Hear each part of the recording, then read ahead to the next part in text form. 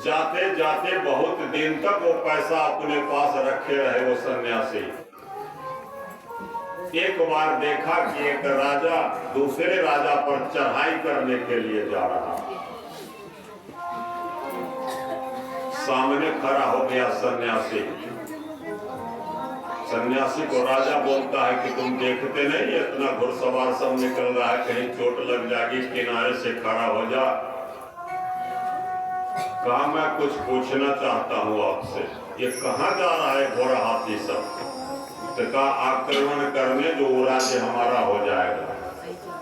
कहा इतना बड़ा राज्य है आपके से आपको संतुष्टि नहीं हुई? कहा सबसे बड़ा ये रुपया ले लो। कहा रुपया क्यों दे रहा? आज तक तुम्हारे जैसा दरिद्र तो हमको कोई नहीं मिला। यानी जिसको संतोष नहीं है वो दरिद्र होता है, अन्य गरीब होता है। कमी है लेकिन जितना है उसी में वो निपटा लेता है अपना काम। वास्तविकता भी यही है, यही करना चाहिए। अपने हस्ती को कभी नहीं भूलना चाहिए कि मैं क्या हूँ। आज बड़ी विडंबना है हमारे नवयुवकों में, खास करके न उनको धनी बनने में देर लगता है, शाम गुमान बघारने में अगर 2-4 लाख हो गया तो उड़ने लग जाते हैं, और 5 दिन बाद ही देखते हैं कि 20 जगह हाथ भी फैलाते चलते हैं। बुद्धिमान वह होता है कि हमारा जितना बड़ा चादर है उसी में हम पांव को समेट के चलें, उसी को जीने की कला कहते हैं। अपने दिखावा के लिए आज विवाह शादी फंक्शन इस समय क्या हो गया, एक तरफ खेत दिख रहा है, खेत जो बिक गया उस घर से चला जाता है वो खेत। किस लिए बिका? तो बेटी विवाह के लिए खेत बिका है। लेकिन कहना तो चाहिए कि यह इसलिए खेत बिका है कि इससे बाजा वाला पल आएगा, टेंट वाला पल आएगा, हलवाई पल आएगा, बैंड वाला पल आएगा। खेत तो इसलिए बिकता है। उस खेत को बेच करके अगर कन्या को दे दिया जाए तो कम से कम यहाँ बिका तो वहां तो चला गया। लेकिन आज दुर्भाग्य है कि उसको लोग कहते हैं पिछड़ा आदमी है, सब महिला है, कुचाला है, और डेवलप हम हैं जो अपने पैसे में आग लगाते हैं। एक तरफ खेत बिक करके आया है, बेटी वाला दिया है, बेटा वाला उसी को दिखलाता, उसी के दरवाजे पर देख तुम्हारे पैसा में हम आग लगा रहे हैं, चिढ़ाता है बेटी वाला को। अपना ज्ञान होना चाहिए। सुदामा परख रहा है कि हम क्या हैं, हमें किस प्रकार से रहना है। बड़ों से मित्रता करने में आज तो वो भी होता है, आज सुदामा और कृष्ण की मित्रता नहीं हो रही है। संबंध होता है, संबंधी आते हैं, रिश्तेदार आते हैं, तो पहले से रजिस्टर पर एक आदमी बैठा हुआ है, कितना दिए हैं हमको उतना ही हम भी देंगे। क्या ये तुम्हारा संबंध है या तुमसे व्यापार है? अगर व्यापार है तो संबंध कैसा, किस चीज का? हमारी हस्ती जितना हो, कोई गरीब है, रिश्तेदार है, वो अगर 50 रुपया देता है अपने हस्ती के हिसाब से, आप अपने हस्ती के हिसाब से 5000 देते हैं, दोनों का मान बराबर।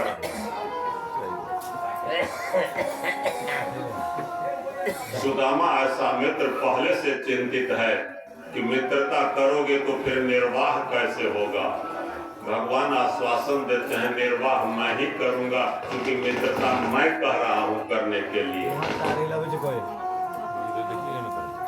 तो सुदामा ने तो ऐसा निर्वाह किया कि हमारा सखा एक राजपुत्र है, राजकुमार है, वो दरिद्र न हो जाए, इसलिए चना मैं उससे चुरा करके भी खा लेता हूं। जिसके लिए भगवान ने उसको चनाचोर भी नाम दे दिया। कि तुम शुरू से जो पोटली लेके गए हैं, छुपाए हैं वहां दरबार में, फिर सब दिन से खाने पीने वाला सामान चुरा के रखता है कहते। इस प्रकार से सुदामा ऐसा दुखी है जीव, आगे जब द्वारकाधीश का साम्राज्य हो जाएगा, जब वो पीठासीन हो जाएंगे, सत्यभामा आदि उनकी पत्नियां हो जाएगी, फिर इस कथा को वहां जोड़ा जाएगा। बोले से वृंदावन बिहारी लाल की जय जय सीताराम हर हर महादेव। एक मिनट भगवान के नाम। सीताराम सीताराम सीताराम सीताराम सीताराम सीताराम सीताराम सीताराम सीताराम सीताराम सीताराम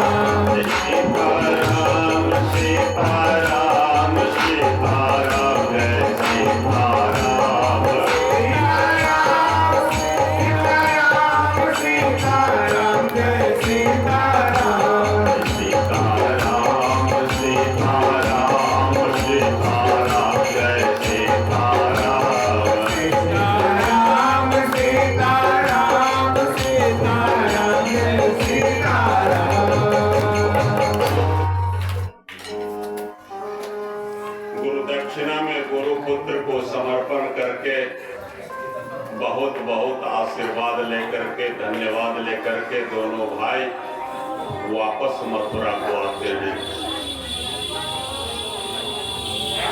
मथुरा आते हैं तो माता देवकी जन्म देने के बाद बाल्य सुख तो कुछ प्राप्त नहीं किया।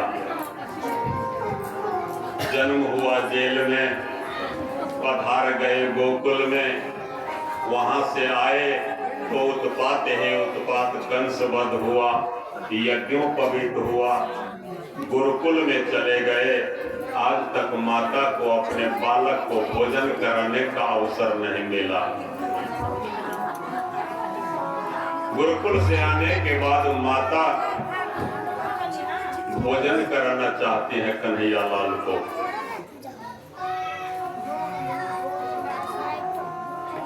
जैसे ही भोजन परोस के माता देवकी देती है, कन्हैया लाल रोने लग जाते हैं। माता यशोदा का याद आता है।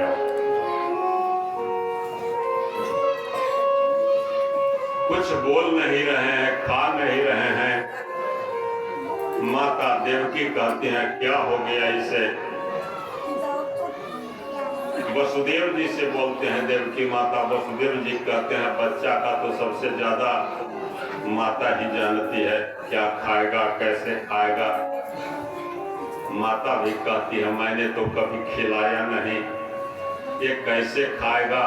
बाल कृष्ण कुछ बोल नहीं रहे हैं। क्षण क्षण के बिताए हुए समय जो गोकुल का है उन्हें स्मरण आ रहा है कि यशोदा माता किस प्रकार से माखन मिश्री भोजन कराती थी, वही स्मरण करके बालक कृष्ण रो रहे हैं कि हम जब इतना रो रहे हैं उस माता का क्या हाल होगा। अब याद आता है उद्धव जी उनके सखा हैं जो बृहस्पति से पढ़े हुए हैं। बृहस्पति के शिष्य हैं उद्धव जी। उनसे कहा गया कि बाल सखा है, इनको कहीं कहेगा अपने मन की बात। सखा को तो सब कुछ लोग बोल देता है। उद्धव जी से मुलाकात होती है भगवान कृष्ण को। उधर अब इसको यहीं रोकते हैं, अभी अब ले चलते हैं गोकुल में। माता सूख करके एकदम से कांटे के तरह हो गई है। नंद बाबा रोते रोते उनके आंख की रोशनी चली गई है।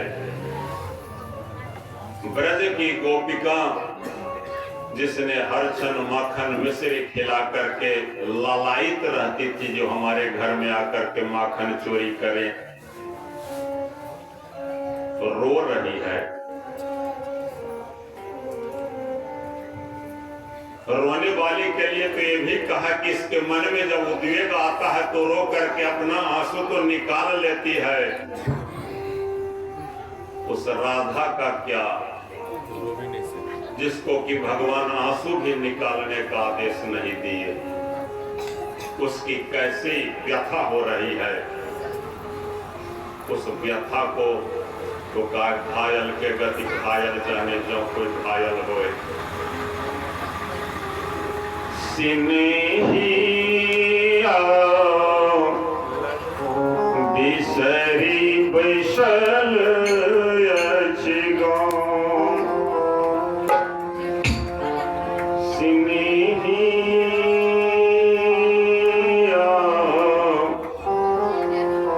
बिसरी बैसल अछि गाँव।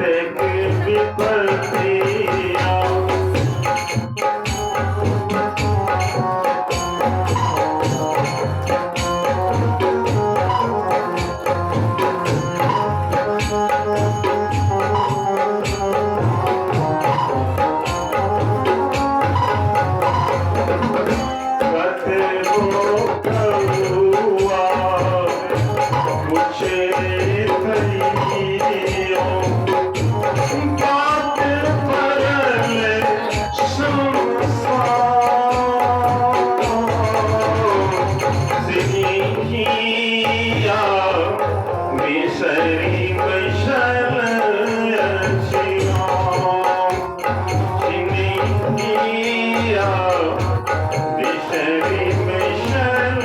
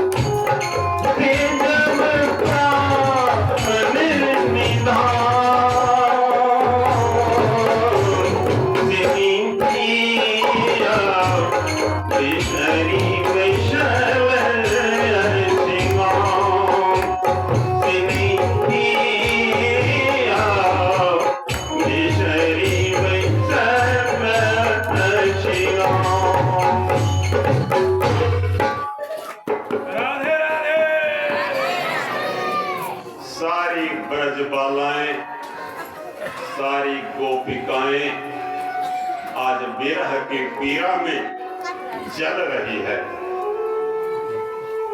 कैसा निष्ठुर मेरा कन्हैया हो गया। कहा था कि परसों चले आएंगे, आज परसों हो गया। गोपी ग्वाल व्याकुल हो रहे हैं। बड़ी देर भाई नंदलाला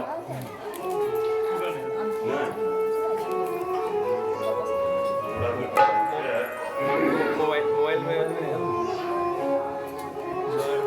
रात देख रही है।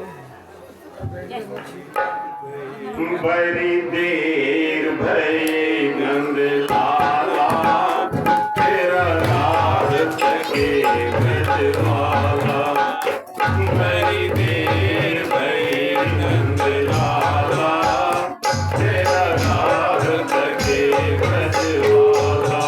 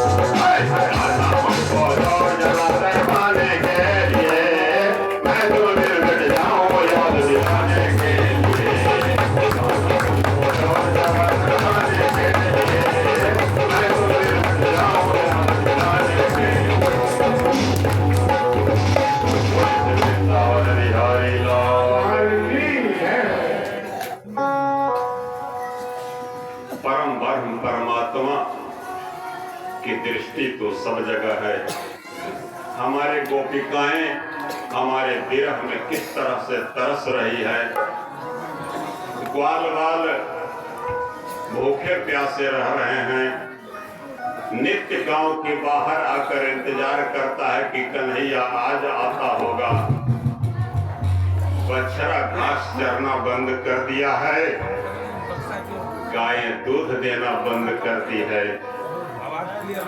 कि हमारा दूध तो निकालना व्यर्थ है यदि हमारा दूध भगवान स्वीकार न करें।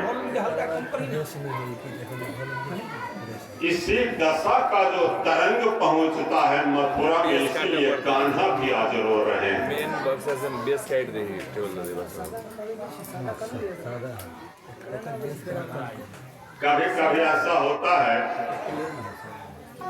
कि विद्यार्थी को जब भेजती है माताएं तो विद्यार्थी तो रोता ही है, वनवास हो रहा है, माता उससे ज्यादा रोने लगती है। ऐसा नहीं होना चाहिए, क्योंकि एक तरंग होता है, भावनात्मक तरंग। आपसे शत्रुता कौन करता है? तो जिसके संबंध में आपके दिमाग में शत्रु बुद्धि घूम रही है, तो वह तरंग उसके पास पहुंच जाता है और शत्रुता की वृद्धि होने लगती है। उसी प्रकार से मित्रता, आशीर्वाद और साथ, इसको कोई देखता है?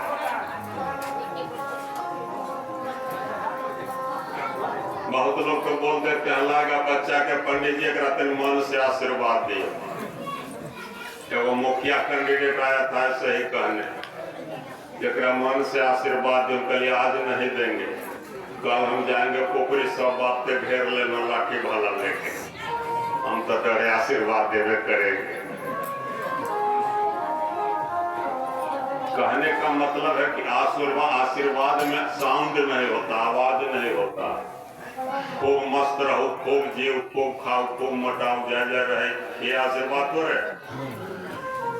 आशीर्वाद यहाँ से निकलता है और सीधा वहां चला जाता है, इसमें किसी प्रकार की आवाज नहीं होती।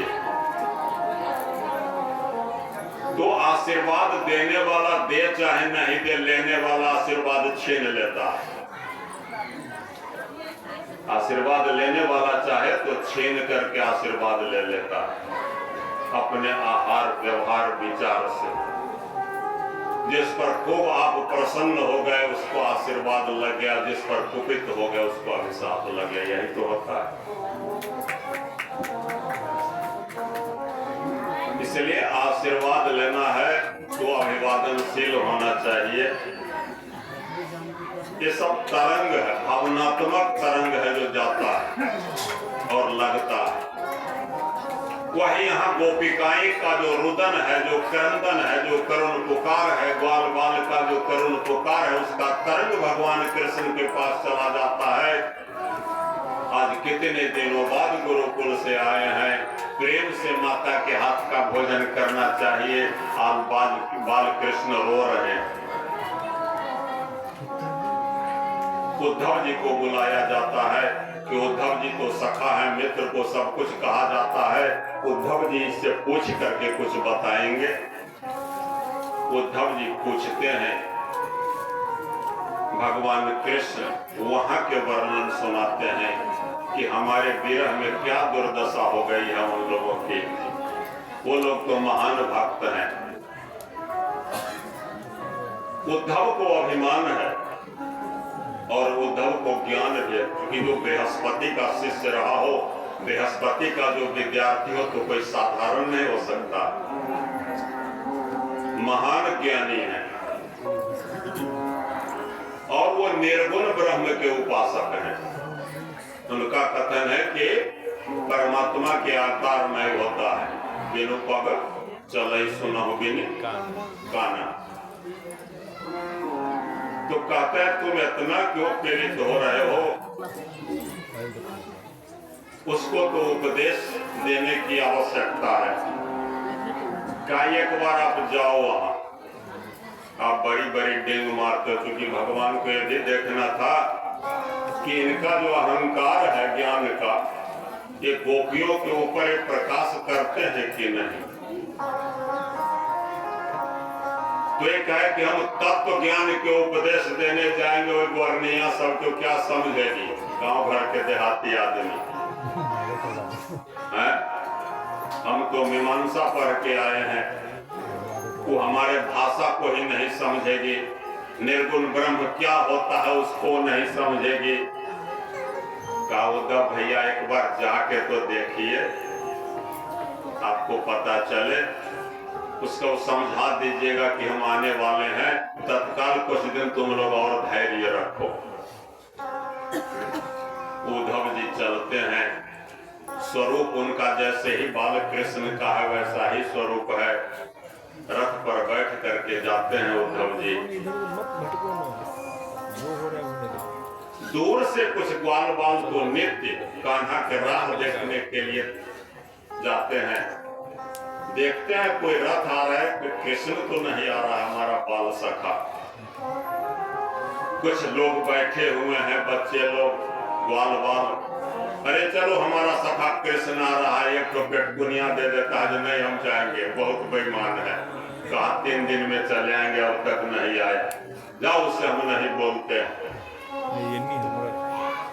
उसको छोड़ करके और जो है ग्वाल बाल भागते हैं। जब देखता है कि सब भाग रहा है तब मुंह उठा करके देखता है, अरे सब जा रहा था, ऐसा न हो कि सब कहे कि हम सबसे पीछे हो गए। छलांग लगा के आगे निकलता है तो ग्वाल बाल कहते हैं तुम तो कह रहा था कि हम उनसे बात भी नहीं करेंगे, देखो सबसे आगे आगे हो गए। आगे जाता है तो देखता है कृष्ण तो नहीं है, उनके ही जैसे शरीर है, पीताम्बरी, दुपट्टा, मोर मुकुट भी धारण किए हुए हैं, जिससे लगे कि ये भगवान का कोई खास है। आते हैं ग्वाल बाल, पहले तो जितना उत्साहित से उतने ही हतोत्साहित हो जाते हैं अपने कृष्ण को न देखकर। सभी को समझाते हैं कि हमको कृष्ण ने ही भेजा है यहाँ। नंद बाबा का क्या हाल है, हमारे ग्वाल गोपों का क्या हाल है, यशोदा माता का क्या हाल है, वह देखने के लिए हमको भेजा है कन्हैया ने। सो नंद बाबा का घर कहाँ पर है? वो बतलाता है कि नंद बाबा के घर के तो पूछने के बात ही नहीं है, एक नाला के तरह बह रहा है जल। क्या ये देखते हो, ये जल, ये कोई नदी नहीं है, ये कोई झरना नहीं है, लेकिन ये पकड़ के जाओगे तो सीधे नंद बाबा के महल में चले जाओगे। ये झरना नहीं है क्या?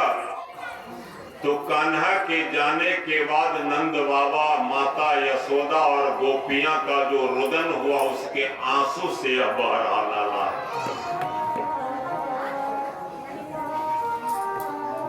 उद्धव जी बेचैन हो जाते हैं। पूछते पूछते पूछना तो अब है नहीं, सीधा चला जाना, कहा जहां पर यह अंत हो जाएगा पानी का वही महल उनका महल है।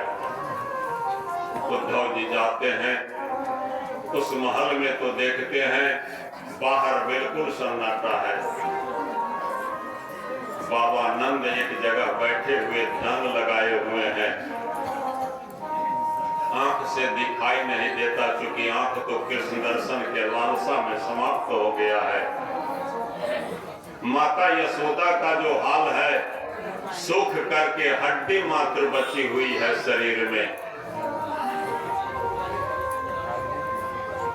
उद्धव जी नंद बाबा का प्रणाम स्वीकार हो, माता यशोदा के चरणों में, नंद बाबा के चरणों में इस प्रकार से उद्धव जी बोलते हैं। तो मैया यशोदा कहती है कौन इतना जोर से बोल रहा है?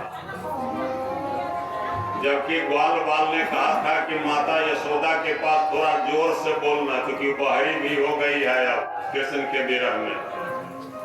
उद्धव थोड़ा जोर से बोलता है कि माता सुन लेगी, तो माता कहती है थोड़ा धीरे से बोलो, कौन हो? हमारा कन्हैया जग जाएगा। क्या भावना है! उससे आगे उद्धव जी बढ़ते हैं। तो कृष्ण कृष्ण कृष्ण कृष्ण की ध्वनि वहां से आ रही है।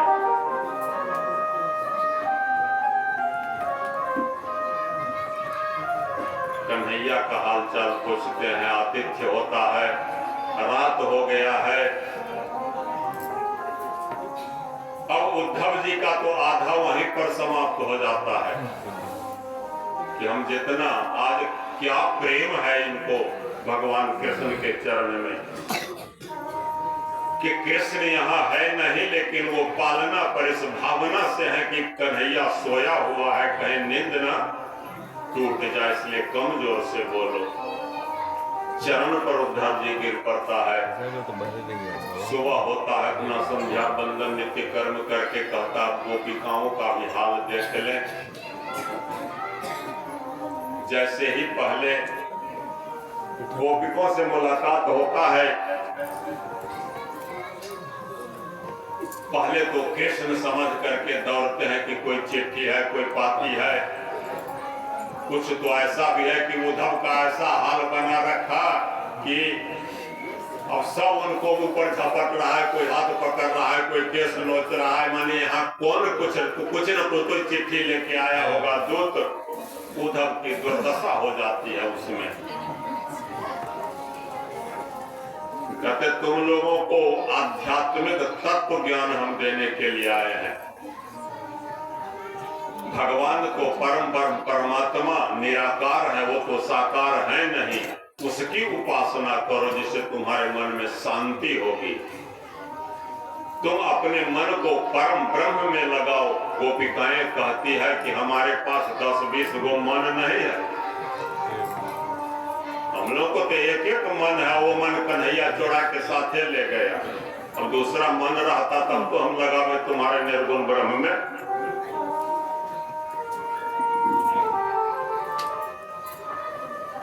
सबका हाल बेहाल है। कहते हैं राधिका कहाँ, उनका भी तो दर्शन कर लिया जाए। क्या राधिका बेचारी का क्या हाल पूछते हो? हम लोग तो सोते हैं, कोई सखी आती है, जब बैठते हैं तो एक सखी कहती है क्या कहे, आज कन्हैया को स्वप्न में देखे हैं कि हमारे घर में आके माखन चोरी किया। दूसरी सखी कहती है रोज आके बैठती है एक जगह पर, वार्तालाप होता है। आज तो कन्हैया को देखे हैं कि हमारा मटकी फोड़ दिया है। एक सखी कहती है हम तो स्वप्न में देखे हैं कि हमारा बछड़ा खोल दिया है। इस प्रकार बाल लीला का जो जो अनुभव है वह स्वप्न में गोपिकाओं को आ रहा है। हम तो कम से कम स्वप्न भी देख लेते हैं। वो बेचारी राधिका, उसका क्या हाल पूछते हो उधो? वो तो आज तक कृष्ण विरह में सोया भी नहीं, जो स्वप्न में दिखाई दे। वो तो गुम सुम बैठी हुई रहती है, खोई हुई रहती है। और तुम कहते हो कि निर्गुण ब्रह्म, सगुन में कुछ नहीं है। हमारे कन्हैया तो नित्य मेरे साथ रहता है।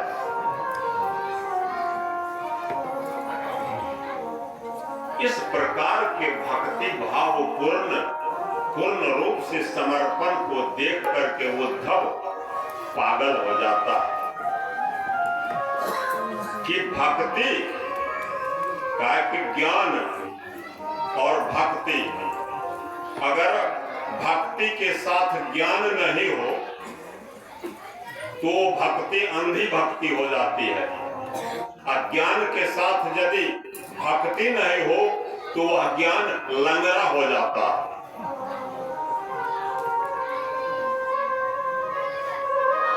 ज्ञान तो था उद्धव जी को, आज यहाँ भक्ति के नगरी में आए, अब भक्ति का पेंट लग गया आज उद्धव जी को। उद्धव जी कहते हैं गोपिकाएं, आपके तो हम चरण भी छूने लायक नहीं हैं, आप तो परमात्मा के ऐसे अनन्य उपासक हैं जो आपके चरण हम नहीं छू सकते। जहां पर चरण रख के आप हटे हैं उस चरण को उठा करके मैं अपने सिर पर लगाऊंगा। पागल होकर के उद्धव जी लौटने लगते हैं ब्रज के भूमि में। पूरा शरीर धूल धूसरित हो जाता है, वहां का कीचड़ लग जाता है, उद्धव जी पागल हो जाते हैं। राधे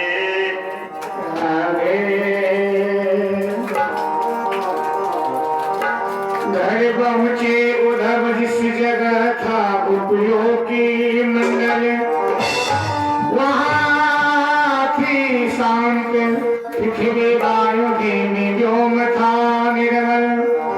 सहस्र गोपियों के मध्य में श्री राधिका रानी, सभी के मुख से रह रह कर निकलती थी रानी।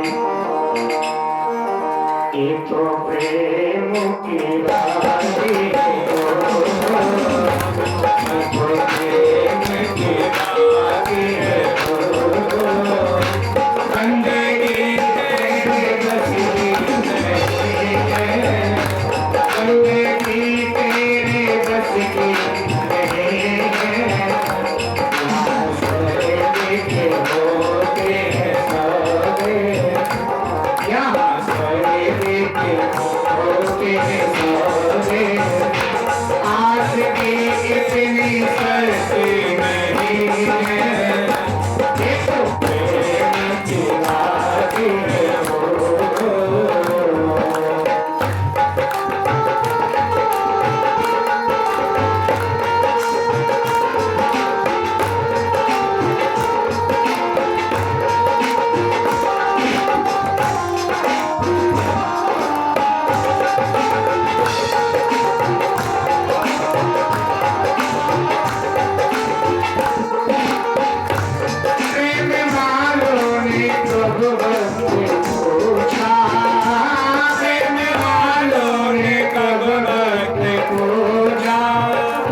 उनकी पूजा में सुमिलेंगे हो,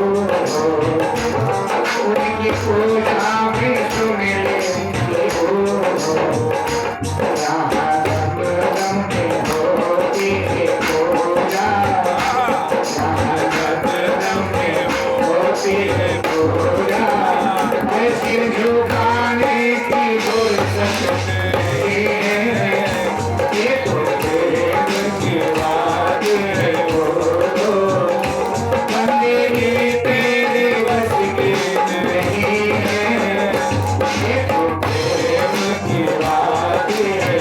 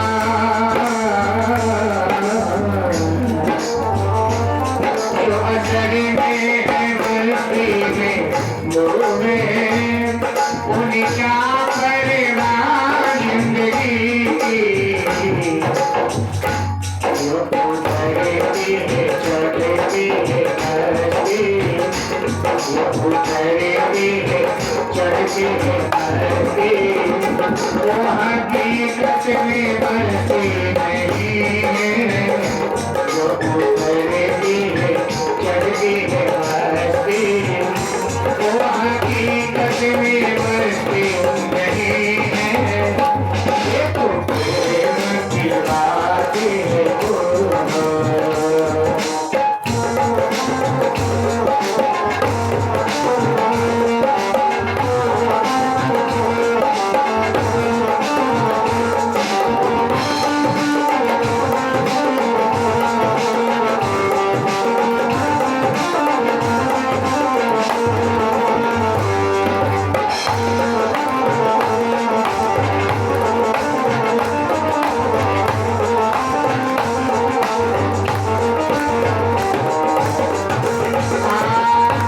जिनकी नजरों में श्याम प्यारे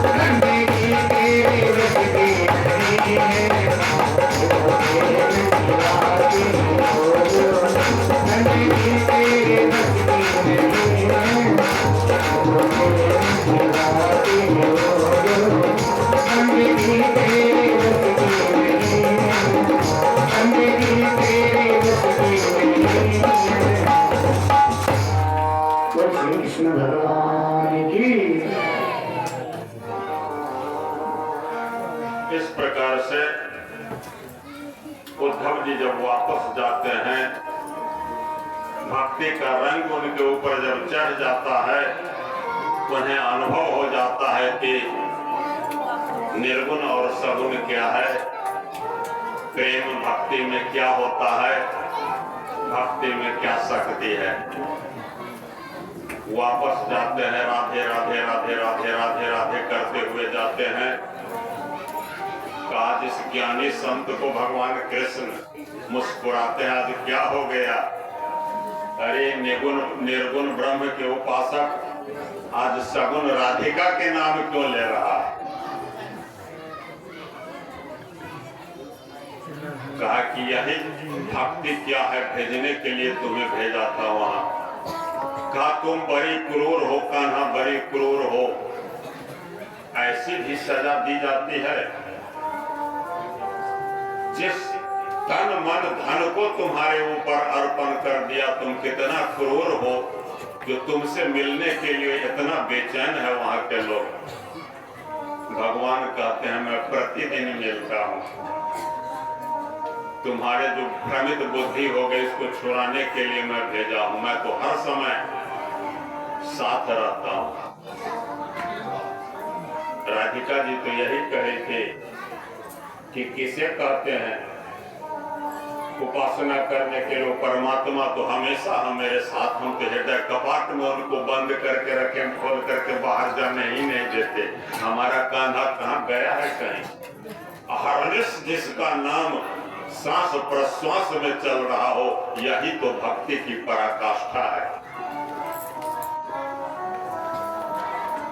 अब आगे की कथा होती है।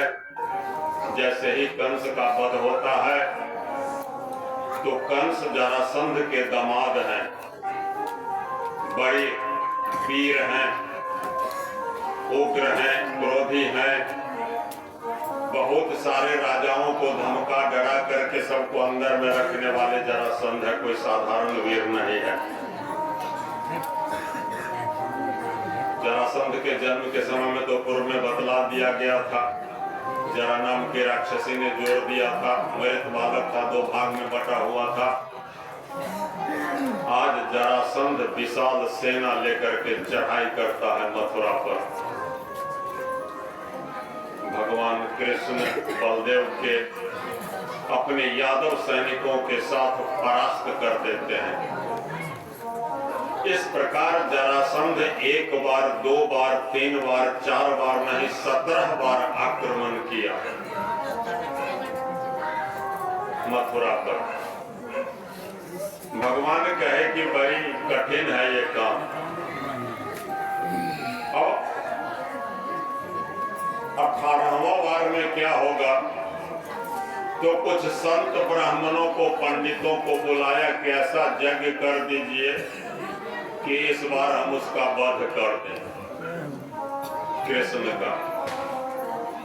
अगर उसको नहीं हम वध कर पाए तो आप ही सबको वध कर देंगे, इसलिए बेईमानी से यज्ञ नहीं कराना है।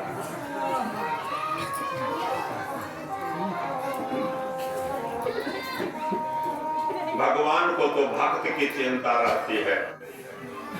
17वां बार में ये हुआ था। भगवान कहे दाऊ भैया इस बार वो हार जाएगा तो ब्राह्मण निरीह भक्त हमारे मारे जाएंगे, से इस बार हारिए जाते हैं उनसे। बलराम जी तो उग्र हैं, इसमें विश्वास नहीं रखते हैं समर्पण में। उन्होंने कहा कि इस बार भाग जाना है तो क्या लोग को रणछोड़ कहेगा, रणछोड़ करके भाग जा गया। कहा हमारी बदनामी होगी तो होगी, हमारे भक्त की रक्षा हो जाएगी। जरासंध खदेड़ रहा है, भगवान भाग रहे हैं, इसीलिए उनका एक नाम रणछोड़ भगवान भी है। बोले श्री रणछोड़ भगवान।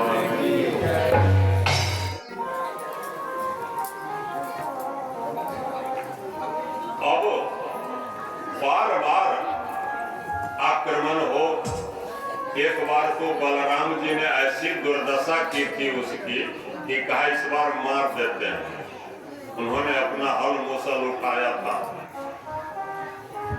भगवान आकर के रोक देते हैं। कहा तुम बार बार बीच में चले आते हो, तुमको तो हम पहले कहा था कि इस बार हमारे सब बात में नहीं रोकना, इसलिए तो हम बड़ा भाई बन के आए। उस बार तो बड़ी हमको कठिनाई होती थी, जगह जगह शिष्टाचार के तहत हमको मौन होना पड़ जाता।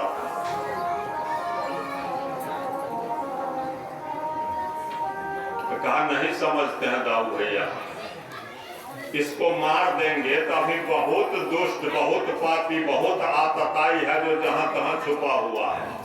एक टॉर्च लालटेन लेके हम कहां कहां सबके खोजेंगे। जिंदा रहेगा तो भले सबके जुटा जुटा के लाता है, खौके में हम मारते चलते हैं, खुदरा में काहे को करेंगे ये काम।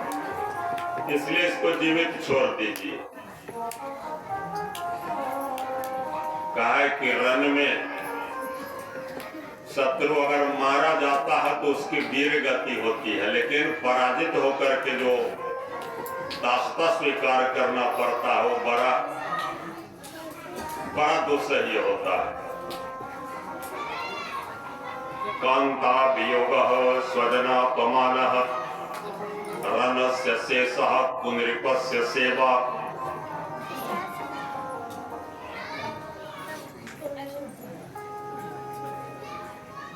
मूर्खश्च पुत्रः विधवा च कन्या विनाग्निना सट प्रदहन्ति कायम्। पुत्र यदि मूर्ख हो जाए तो कहा बिना अग्नि के पिता जलता रहता है।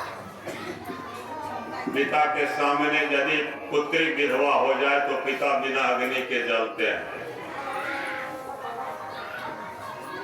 पत्नी का वियोग हो जाए तो व्यक्ति बिना अग्नि के जलता है।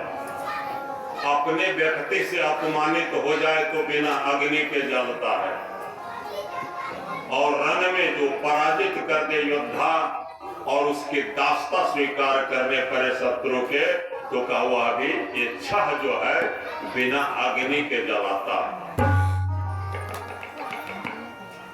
जरासंध लज्जित हो जाता है, अपने मरे हुए सैनिकों के शव को निहार करके घायल अवस्था में वापस चला जाता है। दो चार उनके पिट्ठू हैं, शिशुपाल है, दंतवक्त्र है, बानासुर है, ये सब उनके सहयोगी हैं। ये लोग पुनः उत्साहित करते हैं कि मित्र, पराजय में ही विजय छिपा हुआ होता है, इसलिए पहले से ऐसा नहीं सोचो कि अब हम विजय नहीं प्राप्त कर सकते। ऐसा सोचने वाले तो पहले पराजित हो जाते हैं। इसलिए धैर्य रखो, और इस बार हम ऐसे वीर को लाते हैं जो बगैर इसमें हम विजय प्राप्त हुए रह नहीं सकते। कहा कितने को तो देख लिया, तुम भी तो थे वहां। एक बार सुदर्शन चक्र निकलता है तो तुम लोग की आंखें चौधी आ जाती है, तुम लोग भाग जाते हो, तुम लोग निशस्त्र हो जाते हो। कहा इस बार मैं काल यवन को लाता हूं। काल यवन इतना प्रतापी राजा है कि उसके जन्म के समय में ही एक ऋषि ने तपस्या किया था कि हमें ऐसा वीर पुत्र हो जिसको कोई अस्त्र शस्त्र से न मार सके, कोई योद्धा नहीं मार सके। भोलेनाथ ने उनको वरदान दे दिया था ये मस्त। तो कहा तुम संत हो तो अब तुमको कुछ राजा बन जाना पड़ेगा, इसके बाद तुम्हें वो पुत्र होगा। अभी तो तुम्हारे पास पत्नी भी नहीं है तो पुत्र कहां से होगा। तुरंत देखता है कि शिव जी के आशीर्वाद से उसका शरीर राजकुमार का हो जाता है, जवान हो जाता है। वन में घूम रहा है तो एक अप्सरा स्वर्ग से आई है, स्नान कर रही है। उस दिव्य सुंदरी को देख करके आकृष्ट हो जाता है राजा। दोनों में आपसी सद्भाव प्रेम हो जाता है। एक संतान उत्पन्न होता है। उस संतान उसको देख करके वो अप्सरा कहती है कि मैं तो स्वर्ग लोक में रहने वाली हूँ, मृत्यु लोक पर तो मैं ज्यादा दिन नहीं रह सकती, इसलिए पुत्र तुम्हारा है, ये ले लो। इसके बाद उनका राजकुमार वाला शरीर भी समाप्त हो गया, पुनः संत के शरीर में आ गए, वृद्धावस्था में आ गए। अब एक राजा जिसको पुत्र नहीं हो रहा था, यवन देश का राजा, वह मांग लिया इस पुत्र को कि मुझे दे दीजिए, मुझे पुत्र नहीं, मेरा विशाल सम्राट है, उसका राजा बनेगा। वही काल यवन राज्य में जाकर के वो राजा हो जाता है। शिव के वरदान से ये जो बानासुर आदि, जो शिशुपाल आदि है, सब कहते हैं, उसको जाकर के निमंत्रण देता है कि चलिए आपको जरासंध ने युद्ध के लिए बुलाया है। कहा हम जानते हो कि कैसे हमारे टक्कर का कोई योद्धा होगा तब तो हम जाएंगे लड़ने। कहा कि जरासंध जैसे को 17 बार पराजित कर दिया है, तो कहा वैसे से हम लड़ सकते हैं। इस बार जरासंध काल यवन को पाकर के गर्वीला हो गया है, गसिंघनाद कर रहा है, चारों तरफ से मथुरा को घेर लिया। तो कहा कि जो 2 बालक बलराम और कृष्ण है उसको मेरे हवाले कर दो, अन्यथा पूरा मथुरा बर्बाद हो जाएगा। कुछ लोग चिंतित हो जाते हैं कि भाई इसी राजकुमार पर तो सारा कुछ है हम लोगों का, इसके हवाले कैसे कर दे। तो भगवान कृष्ण कहते हैं किसी एक परिवार के बलिदान देने से यदि वह परिवार बच जाता है तो उस एक व्यक्ति का बलिदान देना चाहिए। एक परिवार के बलिदान देने से यदि पूरा गांव के रक्षा होने वाला हो तो उस परिवार को बलिदान देना चाहिए। एक गांव के बलिदान देने से यदि पूरे देश की रक्षा होना हो तो पूरे गांव को बलिदान देना चाहिए। इसलिए आप लोग चिंता न करें, सभी लोग तो समझते ही हैं कि ये कोई साधारण नहीं है, लेकिन इस बार तो असाधारण कुछ होने वाला है कि काल यवन तो ऐसा योद्धा नहीं, उसको तो वरदान शिव जी के द्वारा प्राप्त है कि ये किसी अस्त्र शस्त्र से नहीं मरने वाला। भगवान कृष्ण कहते आप लोग चिंता न करें, मुझे हवाले कर दें। वो चलते हैं, उनके दो चार जो अपने खास सखा हैं, उनके सैनिक हैं, वो साथ हो जाते हैं। हम तो कान्हा को नहीं छोड़ सकते, चाहे कुछ भी हो जाए। जाते हैं साथ साथ। मैं भी उनके साथ अपना प्राणांत कर लूंगा या विजय करूंगा। जैसे ही देखता है जरासंध अट्टहास करता है कि देख लीजिए आज हमारे शरण में कैसे आ रहा है, ये जो 4-5 को 10 को उसके पीछे पीछे है, ये क्यों आ रहा है? तो बानासुर कहता है कि इसके लाश के उठा के ले जाएगा, इसलिए आ रहा है। भगवान पैदल हैं, उनके हाथ में कोई हथियार नहीं है। जरासंध का हजारों हजार सैनिक है, सब अस्त्र शस्त्र से लैस है। जरासंध रथ पर सवार है। भगवान कृष्ण कहते हैं कि आप तो रथ पर सवार हैं। काल यवन कहता है कि तुम हमारे सामने साहस करके बोल दिया, इसके लिए मैं तुम्हारी वीरता को धन्यवाद देता हूं। बहुत दिनों से पता चल रहा है कि तुम इतना वीर हो कि तुम्हारे सामने कोई नहीं ठहरता, तो वास्तविक में तुम मेरे साथ लड़ने वाले योद्धा हो। तो कहा कि आप योद्धा हो और मैं योद्धा हूं, फिर सैनिकों का क्या काम है? हमारी इच्छा है कि आप दोनों आदमी लड़े। आप तो रथ पर है, तो कहा मैं भी उतर जाता हूं।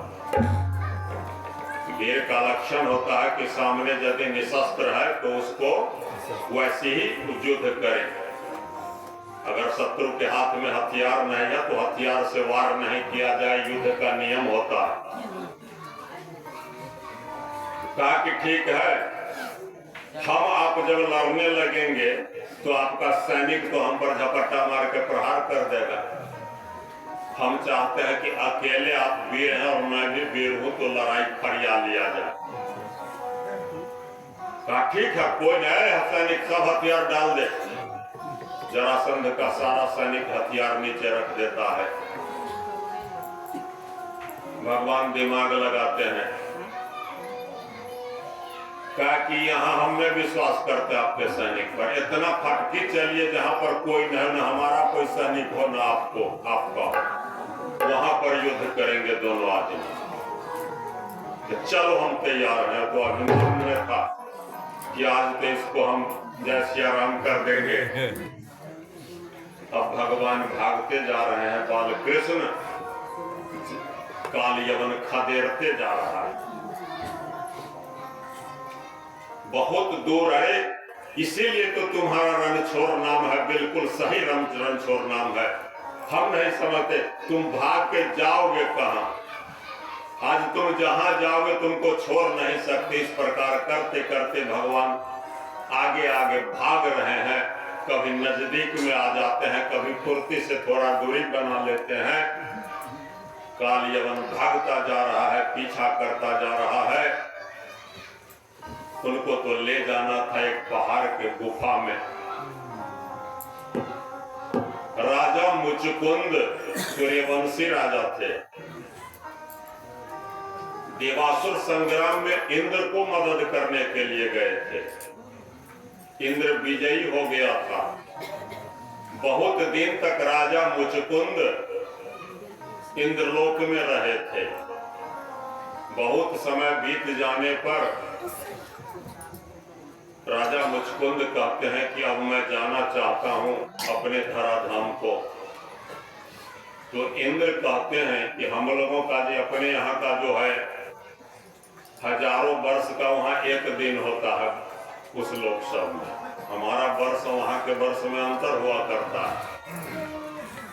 तो कहा जो आप जो एक वर्ष रह गए हैं यहाँ के वर्ष, उस हिसाब से तक कई हजार वर्ष पृथ्वी पर बीत गया। इसमें कितने प्रकार के कई बार जो है सो आपदाएं आई। आपका परिवार अब कोई नहीं है इतना दिन में।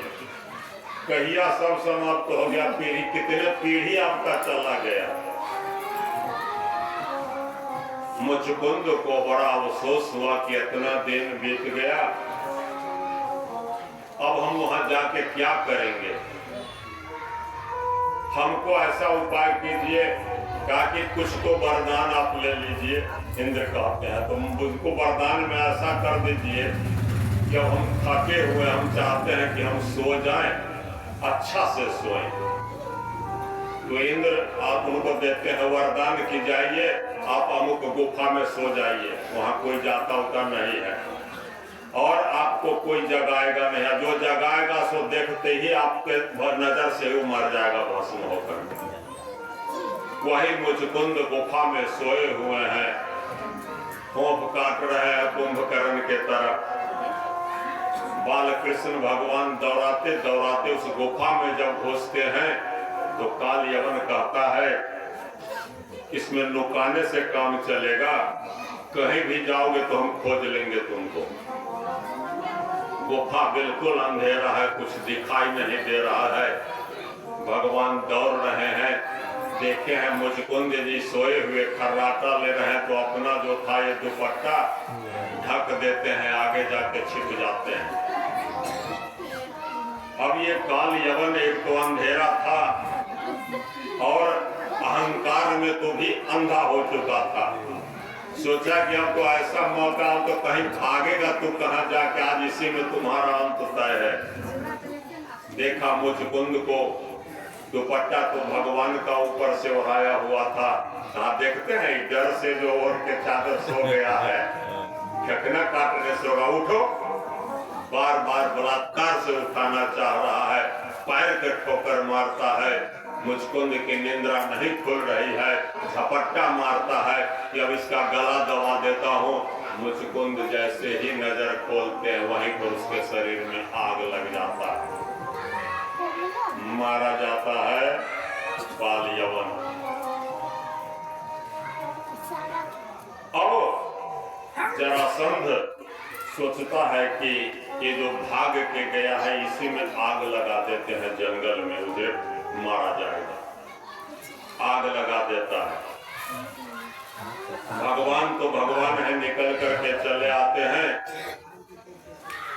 जरासंध सोचता है कि अब जल के शत्रु मारा गया।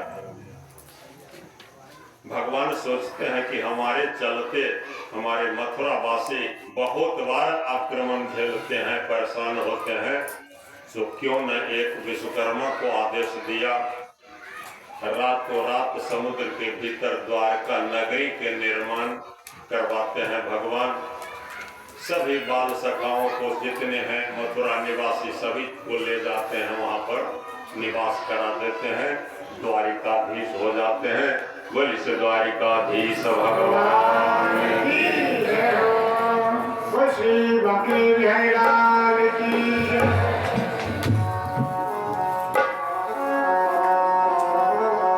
बाकी बिहारी की अखिया जानो कर गए, बिसर गई सुध गई न तन की, बिसर गई सुध गई न तन की। आए मैं तो मर गई बाकी बिहारी की अखिया जानो कर गए, बाकी बिहारी की अखिया जानो कर गए। बिसर गई सुध गई न तन की, अरे बिसर गई सुध गई न तन की।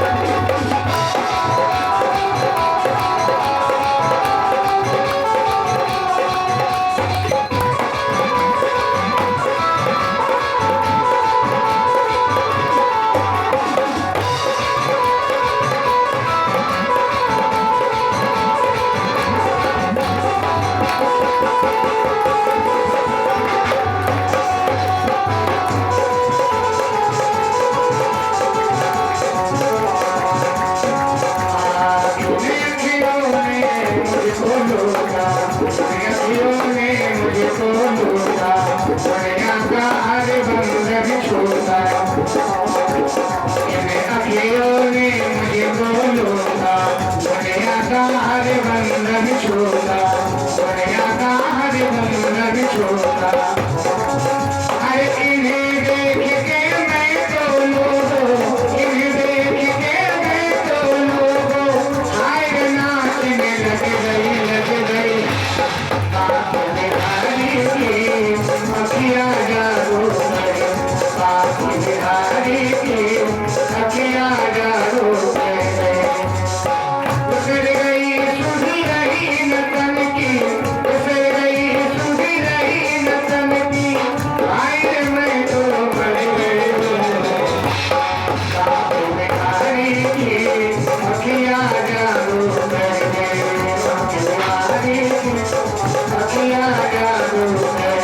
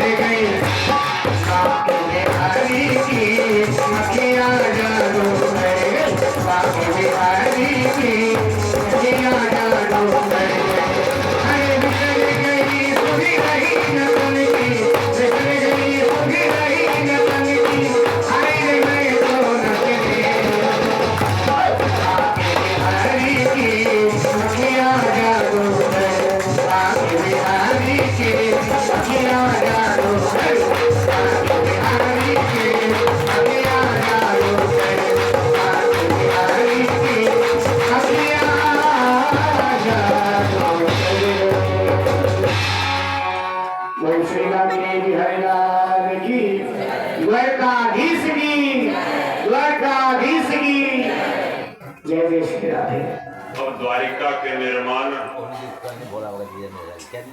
विश्वकर्मा जी ने किया था।